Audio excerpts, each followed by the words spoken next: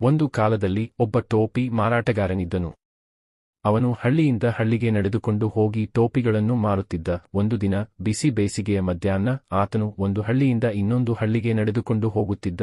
ದಾರಿಯ ಮಧ್ಯೆ ಇದ್ದ ದೊಡ್ಡದಾದ ಮರದ ಹತ್ತಿರ ವಿಶ್ರಾಂತಿ ತೆಗೆದುಕೊಳ್ಳಲು ತೀರ್ಮಾನಿಸಿದನು. ಆತನ ಬಳಿಯಲ್ಲಿ ಒಂದು ಟೋಪಿಗಳು ಇದ್ದ ದೊಡ್ಡ ಬುತ್ತಿ ಇತ್ತು. ಆತನು ದಾರಿಯಲ್ಲಿ ತುಂಬಾ ನಡೆಯುತ್ತಿದ್ದರಿಂದ ತುಂಬಾ ದಣಿದಿದ್ದನು. ಮರದ ನೆರಳಿನಲ್ಲಿ ಕುಳಿತುಕೊಂಡ ತಕ್ಷಣವೇ ನಿದ್ರೆಗೆ ಜಾರಿದನು. ಅವನ ನಿದ್ರೆಯ ಜಾರಿದ ಕೋತಿಗಳ ಗುಂಪೊಂದು ಆ ಮರದ ಮೇಲೆ ಇತ್ತು.